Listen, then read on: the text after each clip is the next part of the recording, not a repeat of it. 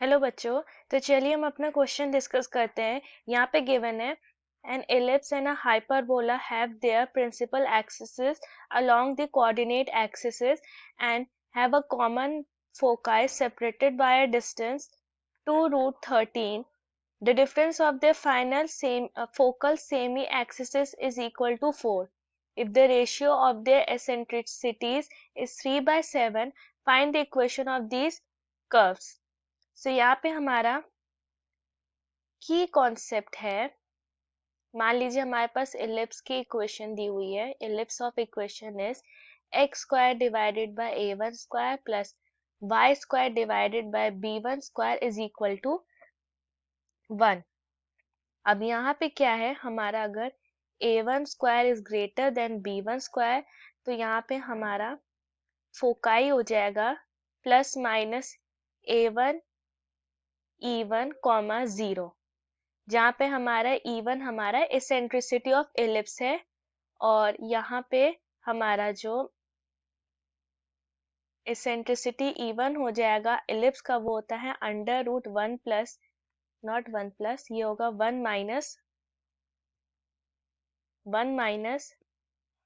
B1 square divided by A1 square. और वहीं पर हमारा हाइपरबोला, सपोज करिए हमारे पास इक्वेशन ऑफ हाइपरबोला है X square divided by A one square minus Y square divided by, नहीं ये ए टू है और यहाँ पे B two square is equal to 1। अगर यहाँ पे हमारा A two square is greater than B two square so यहाँ पे भी हमारा जो फोकाई हो जाएगा, यहाँ पे जो हमारा फोकाई है वो भी यही है plus minus A two E two comma 0, जहाँ ई टू हमारा इसेंट्रिसिटी है और इसेंट्रिसिटी ई टू हो जाएगा under root 1 plus B two square divided by A two square. तो चलिए हम क्वेश्चन को सॉल्व करते हैं। सो यहाँ पे फॉर इलिप्स, यहाँ पे सपोज करते हैं हमारा E1 हमारा इसेंट्रिसिटी है। अब length of semi major axis हमारा A1 है और वही हमारा सेमी माइनर एक्सिस का लेंथ होगा B1। उसी तरह से फॉर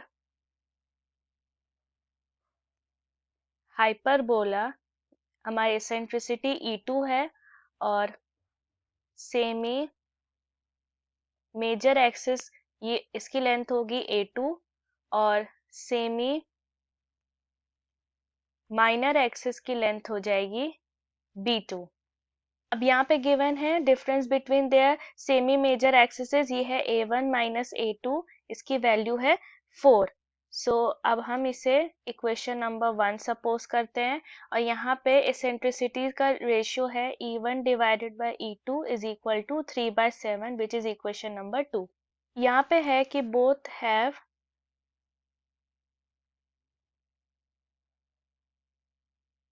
कॉमन फोकाई।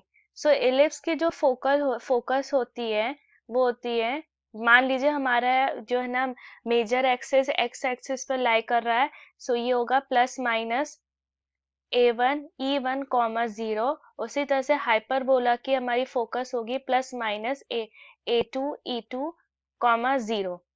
सो ये क्या कहते हैं, ये हाइपरबोला की भी जो हमारी मेजर एक्सिस है वो हमारा जो ट्रांसवर्स एक्सिस है वो हमारी एक्स एक्सिस है। सो फोकस का यहाँ पे हम क्या कहते हैं डिफरेंस हुआ, जिसे यहाँ पे दिया है कि both have a common foci separated by distance 2 root 13। So distance between foci यहाँ पे 2 A1 E1 ये होगा 2 रूट 13 एंड 2 A2 E2 ये हो जाएगा 2 रूट 13। ओके, सो यहाँ पे हमें इससे मिलेगा कि A1 E1 is equal to root 13, also A2 E2 is equal to root 13।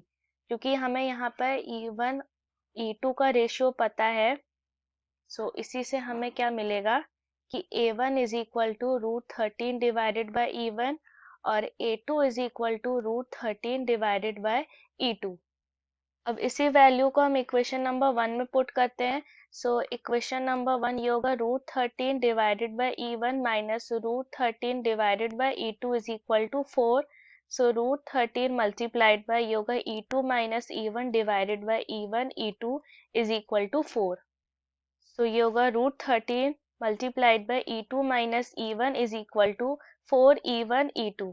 अब यहाँ पे फ्रॉम इक्वेशन नंबर 2 से हमारे पास है E1 divided by E2 is equal to 3/7। So E1 को हम लिखते हैं 3/7 E2, इसे में हम पुट करते हैं। सो ये होगा √13 multiplied by E2 minus 3/7 E2 is equal to 4 multiplied by 3 divided by 7, ये होगा E2। सो अगर हम इसे फर्दर सिंप्लीफाई करें, सो यहाँ पे E2 की वैल्यू हो जाएगी √13 डिवाइडेड बाय 3।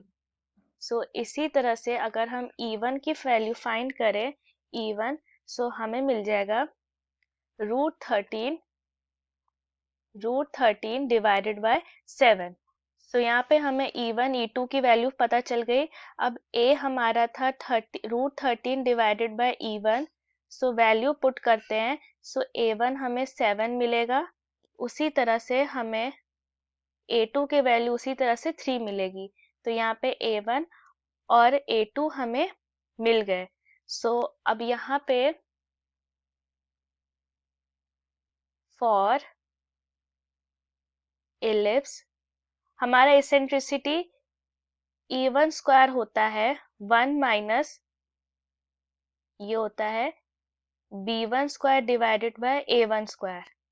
सो यहाँ से हमारा B1 स्क्वायर होगा A1 square multiplied by 1 minus E1 का स्क्वायर। सो ये सारी वैल्यूज अगर हम पुट करें, सो यहाँ से हमें B1 स्क्वायर मिल जाएगा 36।